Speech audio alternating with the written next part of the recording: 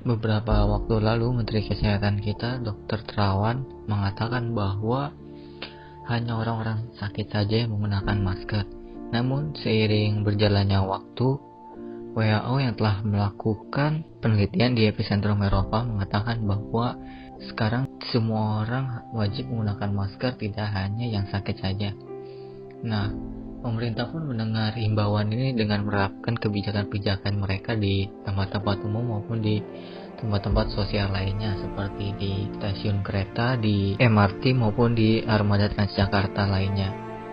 Nah, sekarang pemerintah telah menerapkan kebijakan tersebut dan memberikan himbauan kepada seluruh warga agar menggunakan masker ketika keluar rumah, tidak hanya yang sakit saja. Masyarakat pun yang ingin naik armada umum seperti kereta api wajib menggunakan masker. Bagi warga yang tidak menggunakan masker pun tidak boleh untuk menaiki armada umum tersebut. Saya sebagai mahasiswa pun melihat hal ini sebagai suatu hal yang positif, bagaimana bisanya masker mencegah penyebaran virus corona yang semakin masif ini. Hingga saat ini, wabah corona pun sudah semakin banyak. Menurut data, hingga saat ini Rabu 15 April 2020 jam 5.31 telah tercatat jumlah kasus di seluruh dunia adalah 1.090.879. Sedangkan jumlah kematian yang sudah terjadi adalah 125.678. Nah, total yang sembuh di seluruh dunia telah mencapai 4.704.261, sedangkan jumlah negara yang terinfeksi adalah 185. Sedangkan jumlah kasus Indonesia pun sudah mencapai angka 4.839. Sedangkan total yang sembuh masih lebih sedikit dibanding dengan jumlah kematian, yaitu hanya 426, sedangkan jumlah kematian yaitu adalah 459. Menurut data tersebut bisa kita simpulkan bahwa masih sangat banyak angka penyebaran virus corona dengan jumlah orang yang sembuh lebih sedikit dibanding jumlah kematiannya.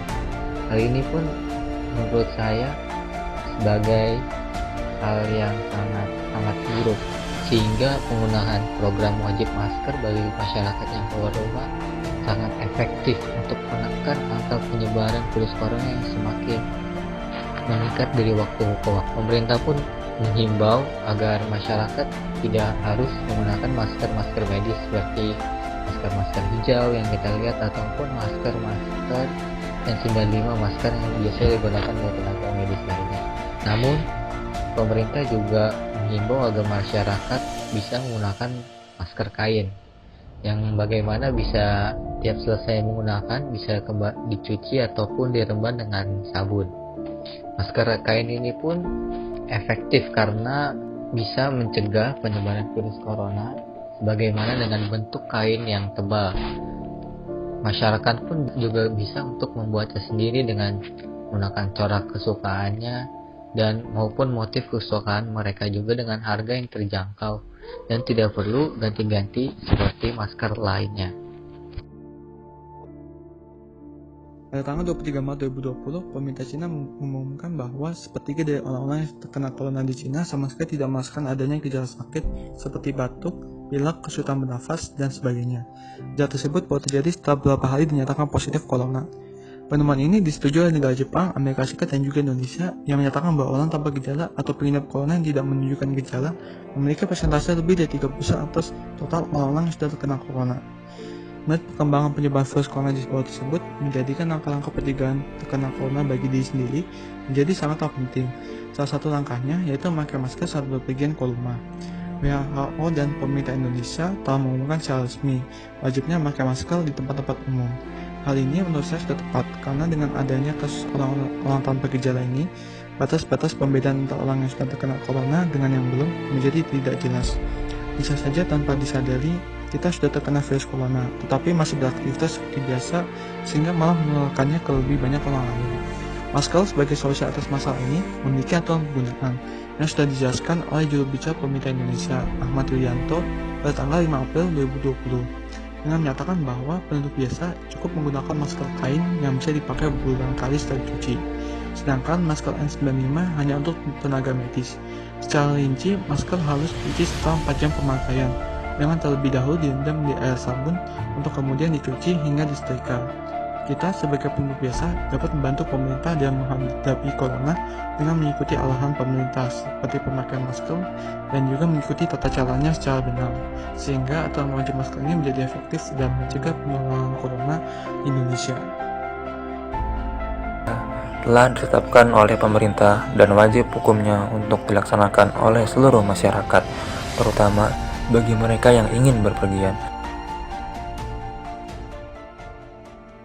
Mulai hari ini, sesuai dengan rekomendasi dari WHO, kita jalankan masker untuk semua. Semua harus menggunakan masker. Masker bedah, masker N95 hanya untuk petugas kesehatan. Gunakan masker kain, ini menjadi penting karena kita tidak pernah tahu di luar, orang tanpa gejala banyak sekali didapatkan di luar.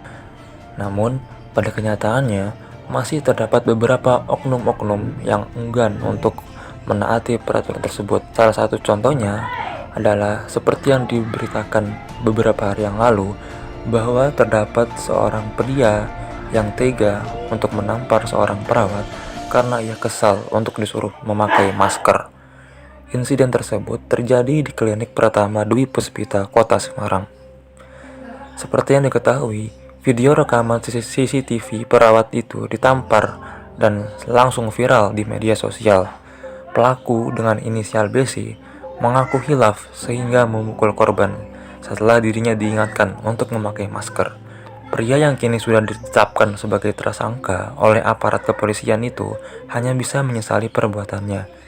Ia beralasan saat itu hanya merasa khawatir dan memohon agar anaknya yang sakit demam dapat segera diperiksa oleh dokter untuk sebentar saja. Sekarang, pria yang melakukan penganiayaan tersebut kepada seorang perawat itu kini berurusan dengan polisi. Banyak masyarakat yang geram dan turut menyesalkan tindakan yang dilakukan oleh pria tersebut.